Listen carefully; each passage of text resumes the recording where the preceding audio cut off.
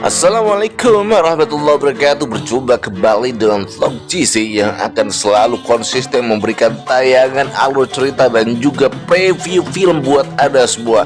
Sebelum kita start mulai sesuatu yang indah-indah pada hari ini, tentu saja jangan lupa untuk klik tombol like dan subscribe terlebih dahulu. Baik pemirsa vlog GC dimanapun Anda berada, kalau di Amerika sana ada Three Angels, kalau di Korea ada juga Three Angels tapi dengan serial kolosal ataupun tema yang lebih klasik dan kuno zaman kerajaan. Inilah aksi mereka, Jin-Oh dan dua gadis lainnya yang tentu saja berburu buronan dengan pemburu yang lain. Mereka menggunakan teknologi pada masanya, pada era kerajaan di Korea sana, dan tentu saja ini sudah membuat kita terbelalak teknologi era zaman dahulu yang ada di Korea. Dan benar saja, para pemburu-pemburu yang lain ketika melihat aksi Jin-Oh dan kawan-kawan mereka terheran-heran karena Jin-Oh bisa terbang menggunakan alat yang mereka tidak bisa membayangkan sebelumnya. Pemburu hanya bisa melongo melihat Jin-Oh kabur dan juga buronan yang udah di kapal dan siap dibawa untuk diserahkan ke polisi. Baik pemirsa vlog GC dimanapun Anda berada, meski mereka ini ada jago dan handal dalam melakukan perburuan, dalam cerita kali ini tidak hanya mereka menghadapi para pemburu, tetapi juga para pasukan dari kerajaan yang ternyata mereka adalah para pengkhianat dari raja. Jin-Oh sendiri yang merupakan pemimpin dari Three Angels tersebut adalah keturunan dari bangsawan. Karena pada usia yang masih kecil, bapaknya itu dibunuh oleh pengkhianat. Meski begitu, Jin-Oh tidak mengetahui kalau bapaknya itu masih hidup. Dan juga pelayan yang bersama dia pada waktu kecil dipukul kepalanya oleh pengkhianat Kim Jae-hoon, sekarang menjadi pelayan ataupun pengawal dari Kim Jae-hoon. Sampai dikisahkan ada sebuah benda yang dinamakan stetoskop itu harus diserahkan kepada raja, sedangkan sang pengkhianat Kim Jae-hoon ingin mendapatkan stetoskop yang dibawa oleh intelijen ataupun telik sandi yang dikirimkan oleh raja. Bapaknya Jin-Oh ialah yang menyimpan daftar-daftar nama para telik sandi, termasuk Tuan Gongchu yang pada saat ini diburu. Karena Tuan Gongchu ini membawa stetoskop terakhir di mana nanti bisa dilihat bagaimana susunan ataupun perencanaan kekuatan militer oleh kerajaan. Dan orang-orang Kim Jae-hoon tidak akan pernah berhenti untuk memburu para telik sandi ataupun intelijen yang dikirimkan oleh raja untuk membawa stetoskop ke kerajaan. Kali ini kita mengenal tokoh Sayun, seorang pengawal setia dari Kim Jae-hoon. Dia sebenarnya dulu ada pengawalnya Jin-Oh pada waktu kecil, tapi dia sekarang lupa ingatan. Sayun sekarang akan menghadap kepada Kim Jae-hoon melaporkan kondisi terakhir stetoskop yang dia belum mendapatkan. Kim Jae-hoon dan Sayun ini terkenal dengan licik dan juga sadis. Mereka licin sehingga membuat gerakan kepolisian itu tidak tahu bahwasanya makar ini dilakukan di dalam. Maka dari itu, untuk menyelamatkan Tuan Gongchu, salah satu telik sandi terakhir yang membawa stetoskop, dia membutuhkan orang yang tepat ataupun orang profesional untuk menangkap Tuan Gongchu ataupun juga menyelamatkan stetoskop terakhir yang dibawa oleh telik sandi kerajaan. Dari percakapan kedua pejabat kepolisian dari dinasti kerajaan yang penting ini, muncul seorang nama Miu Myung. Miu Myung ini adalah bagi ketiga Angels yang sudah di awal tampil duluan ya. Miu Myung ini adalah bapak dan sekaligus guru, karena Miu Myung walaupun nggak bisa ngapa-ngapain gitu, badannya tambun, dia itu bisa membuat persenjataan. Gak perlu menunggu lama, kepala kepolisian langsung mendatangi Miu Myung yang ada di tempatnya. Kemudian dia mengatakan dia harus menangkap seorang buronan bernama Gongchu. Padahal Gongchu ini bukan buronan, adalah salah satu telik sandi yang membahas stetoskop. Kemudian kepala kepolisian membawa foto gambar, kemudian juga menawarkan hadiah yang cukup besar. Ketiga gadis pemburu cantik itu pun menguping dari balik dinding. Kepala kepolisian memberikan tanda-tanda fisik tertentu Tuan Gongchu, salah satu telik sandi yang membawa seroskop dan juga menunjukkan contoh seroskop yang dibawa oleh telik sandi Tuan Gongcu. Setelah kepala kepolisian bertemu dengan Tuan Miu Miong, kemudian dia keluar dari rumah tersebut dan bertemu dengan salah satu anak buah kepala kepolisian yang lucu. Dia menyamar di sana dan akan ditugaskan untuk menjadi mata-mata mengamati setiap gerakan dari Miu Miong dan juga ketiga gadis yang cantik.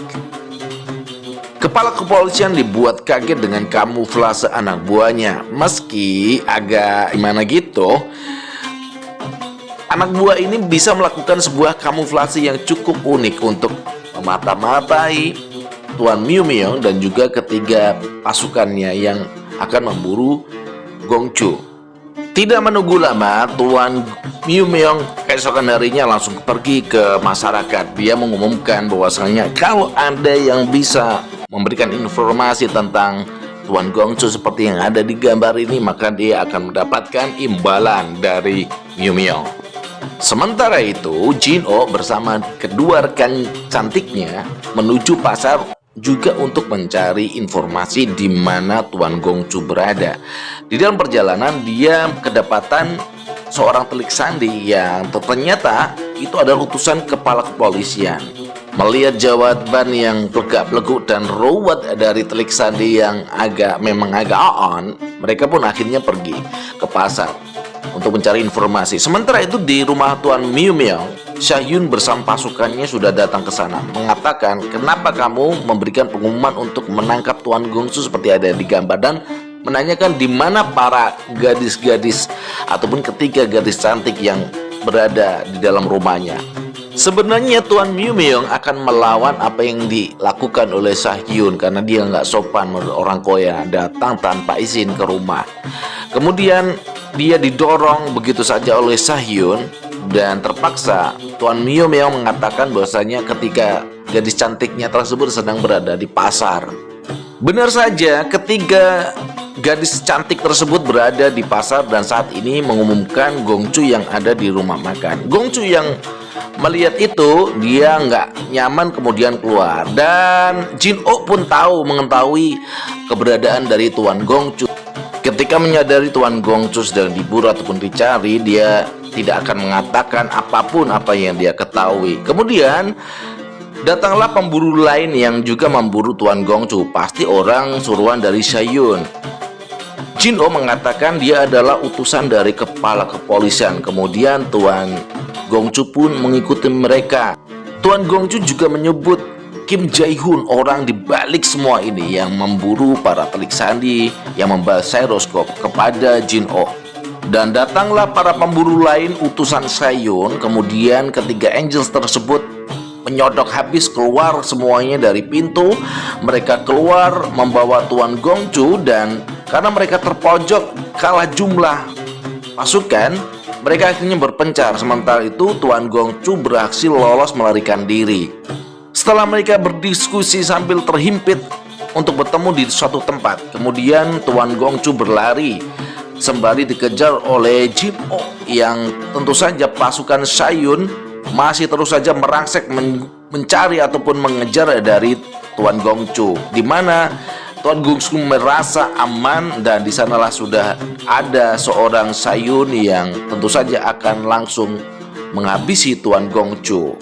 Jin-Oh pun telat karena Tuan Gongcu sudah mati dihunus pedang oleh seorang Sha-hyun. Di sana ada Sha-hyun yang kemudian ditodong oleh senjata. Tetapi ketika dia menoleh ke arah Jin-Oh, wajah Sha-hyun mengingatkan akan peristiwa puluhan tahun yang lalu. Kemudian dia tertegun, tidak bisa ngapa-ngapain, teringat ayahnya, teringat Sha-hyun, seorang pelayan yang bersama dia.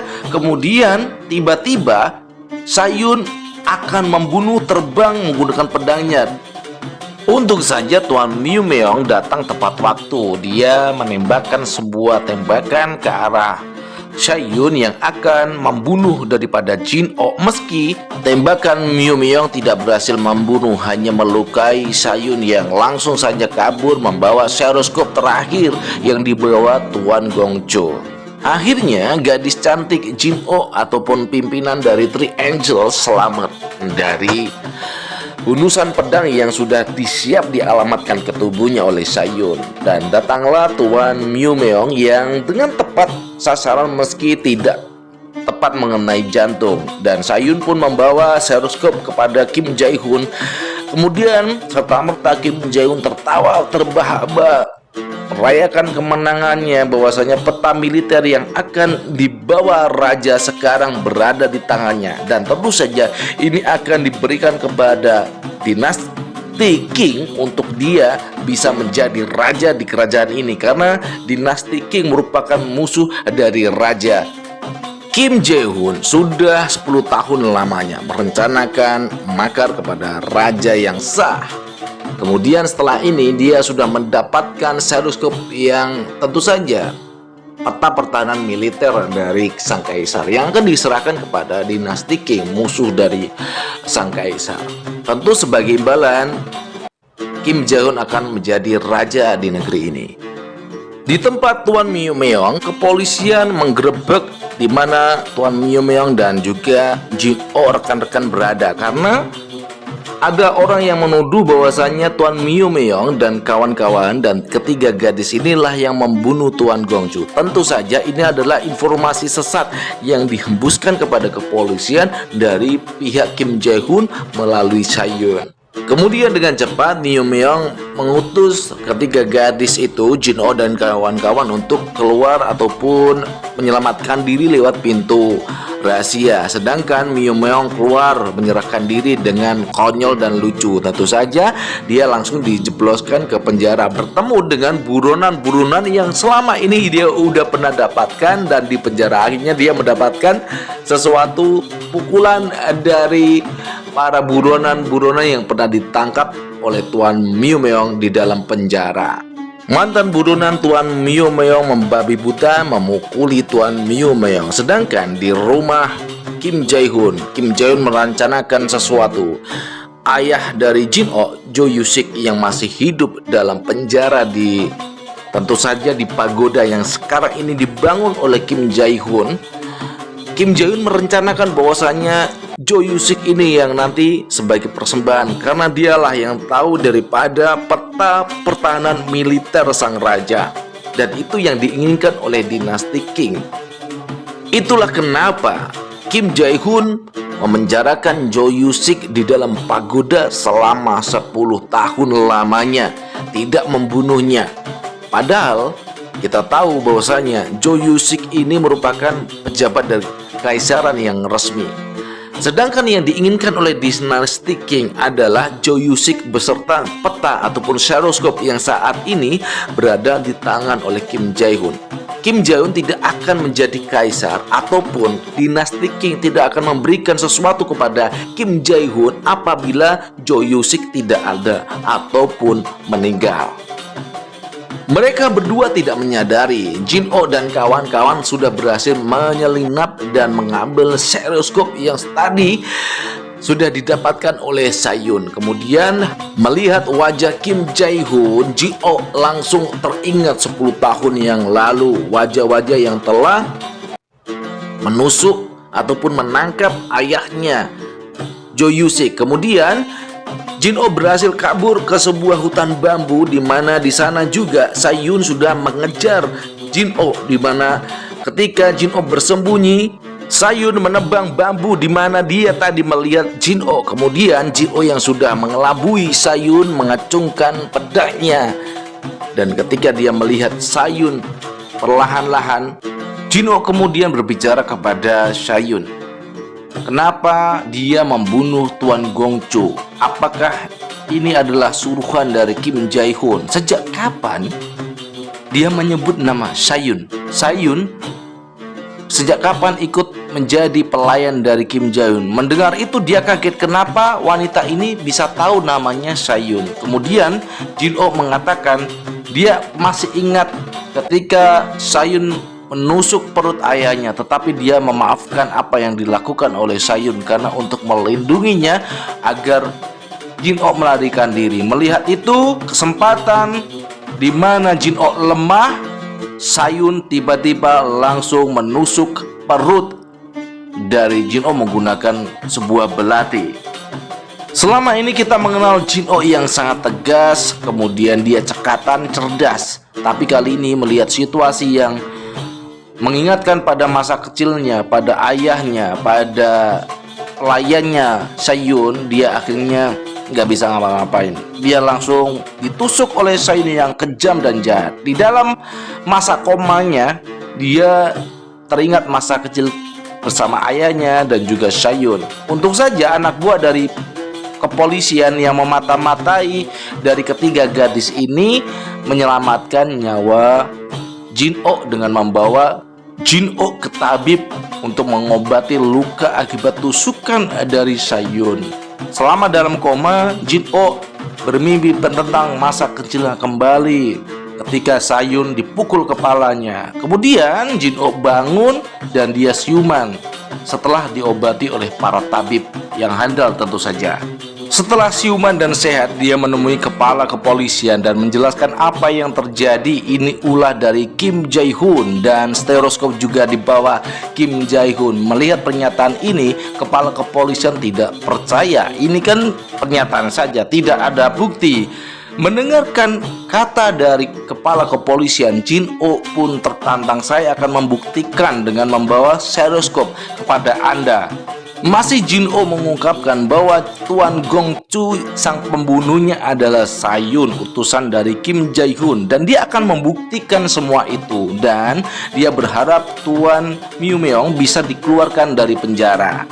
Dan benar saja, Tuan Miu Meong akhirnya dilepaskan dari penjara dan kemudian mereka berempat kembali akan beraksi menuju tempat di mana pagoda yang sedang dibangun oleh Kim Jae-hoon bersama anak buahnya. Dan di sanalah akan terjadi pertemuan utusan dari dinasti Qing yang tentu saja menjadi lawan ataupun musuh dari kerajaan yang saat ini berkuasa. Sementara itu, utusan dari dinasti Qing sudah berada dalam perjalanan menuju pagoda istana Kim Jae-hoon, dan juga ketiga gadis cantik sudah berada di sana. Kemudian mereka melakukan penyamaran ke rumah arsitek di mana pagoda Kim Jae-hoon akan dibangun. Mereka menari layaknya seorang penari profesional, sedangkan Tuan Miu Meong ketika ada kesempatan waktu saat ketiga penari cantik ini mengajak Tuan arsitek bernari, Miu Meong mengambil peta pagoda di mana Kim Jae-hoon saat ini sedang dibangun. Setelah ketiga Angel sudah mendapatkan peta, mereka menyusun strategi untuk menyusup ke dalam pagoda Kim Jae-hoon. Sementara itu, utusan dinasti Qing mempertanyakan di mana Jo Yusik dan juga stereoskop ataupun peta militer pertahanan kerajaan yang tentu saja sudah berada di tangan Kim Jae-hoon. Kita akan masuk ke dalam pagoda. Di sana ada sebuah penjara di mana ayah dari Jin-Oh, Jo Yusik, disekap selama 10 tahun. Saat ini pengawal mengatakan kepada Jo Yusik, utusan dari dinasti Qing sudah datang dan dia wajib mengatakan apa yang dia ketahui tentang peta pertahanan militer, atau putrinya yang cantik itu tidak akan bertemu selamanya dengannya. Jo Yusik yang mengibah bahwasanya dia akan mengatakan sesuatu yang dia ketahui asal jangan membunuh putrinya. Melihat itu, putrinya yang berada di sana langsung menghajar semua pengawal dari Kim Jae-hoon di penjara yang memenjarakan ayahnya Jo Yusik. Melihat ayahnya kembali, Jo Yusik ternyata yang masih hidup. Selama 10 tahun dia mencari keberadaan ayahnya yang dia pikir sudah meninggal. Ternyata dia berada dalam tahanan Kim Jae-hoon. Melihat itu kemudian datanglah Sayun. Sayun ditanya, kenapa kamu menahan ayah saya? Kemudian mereka bertarung karena kekuatan memang dan juga keahlian bela diri Jin-Oh yang memang di atas rata-rata bela dirinya. Sementara itu kedua gadis meledakkan pagoda dari atas. Setelah itu mereka berlari, semua berhamburan tak terkecuali Kim Jae-hoon yang langsung menuju ke dalam pagoda di mana Jo Yusik ditahan. Dia marah kepada Sayun, kenapa Sayun tidak membunuh langsung Jin-Oh pada waktu yang lalu. Kemudian Kim Jae-hyun yang merasa bahwasanya ini adalah sesuatu yang memalukan bagi dia, menyuruh pengawal untuk membunuh dari Jin-oh, dan juga dia menghampiri kepada Saehyun mengatakan dia itu bukan anjing dari ataupun pelayan dari Kim Jae-hyun, tapi dia adalah pelayan dari Jo Yusik. Dia akan mengembalikan Saehyun kepada pemiliknya asli. Tanpa sadar, Saehyun ditusuk perutnya menggunakan belati oleh Kim Jae-hyun. Kemudian dia mengingat masa-masa kecilnya, tapi tipis. Dia masih belum bisa mengingat semuanya. Tuan Miyu yang melihat pagoda meledak dari atas, kemudian dia berlari. Di dalam pagoda masih kita lihat drama yang menarik antara Jin-oh dan juga Saehyun. Jin-oh yang akan dibunuh oleh pengawal Jae-hyun diselamatkan oleh Saehyun dengan pedangnya. Kemudian mereka menyelamatkan ayah dari Jin-oh, Jo Yusik, ke atas. Bangunan yang hampir roboh membuat keadaan semakin genting. Sementara itu pasukan dari Kim Jae-hyun sudah meninggalkan lokasi itu dan menuju kapal mereka masing-masing. Sementara dinasti King juga menuju kapal mereka untuk melakukan perjalanan. Masih di dalam pagoda, bangunan yang hampir roboh, dan kemudian Saehyun yang bergantung pada sebuah utas tali yang diberikan oleh Jin-oh. Saehyun yang merasa bahwasannya dia merasa bersalah meski ingatannya belum benar-benar jelas. Kemudian dia memutus tali dan kemudian dia menjatuhkan dirinya ke dalam pagoda raksasa Kim Jae-hyun yang sudah roboh tersebut, dan dia meninggal pada saat itu. Setelah Saehyun mati, kemudian Jin-oh bersama ayahnya keluar dari pagoda dan dia akan mengejar Kim Jae-hyun bersama pasukannya yang mencoba melarikan diri bersama rekan-rekannya, tentu saja Tuan Miyu dan kedua gadis cantik Angels yang selama ini menjadi sahabat dan juga rekan menjadi pemburu bayaran. Setelah pasukan di dalam kapal Kim Jae-hyun dilumpuhkan dengan anak panah yang dilontarkan dari Angels yang memang merupakan ahli dari persenjataan, kemudian Jin-oh yang sudah bersiap untuk berlari dan melompat ke dalam kapal Kim Jae-hyun. Setelah itu Jin-oh berhasil melompat ke dalam kapal yang saat ini dikemudikan oleh Kim Jae-hyun bersama pasukannya. Di dalam kapal itu seluruh pasukan dihajar habis-habisan dan dilempar ke dalam laut oleh seorang gadis bernama Jin-oh. Tinggallah saat ini senjata yoyo yang dihajarkan kepada muka dan tangan Kim Jae-hyun. Dalam posisi terjepit, Kim Jae-hyun yang licik dan licin meminta maaf, meminta ampunan kepada Jin-oh. Dan ketika Jin-oh lemah dan juga lengah, pistolnya diambil. Sementara itu Jin-oh yang mengetahui Kim Jae-hyun itu licik dan licin, dia mengisi pelurunya pas dan mengambil seroskop yang sudah ada di tangannya. Kemudian dia melompat ke laut dan meninggalkan bom yang nanti akan meledakkan kapal yang saat ini dinaiki oleh Kim Jae-hyun. Melihat Jin-oh yang kabur dan melompat ke dalam kapal, Kim Jae-hyun merasa lucu dan tertawa sendiri di atas kapal. Ternyata saya selamat nyawa saya hari ini. Dia nggak tahu bahwasanya ada bola kecil yang di situ adalah bom-bom yang akan meledakkan kapalnya. Dan ketika Jin-oh sudah berada di laut, boom, meledaklah kapal Kim Jae-hyun beserta isinya. Jin-oh cantik akhirnya bisa bernapas lega, bisa berkumpul dengan ayahnya Jo Yusik dan juga kedua rekannya beserta Tuan Miyu. Keesokan hari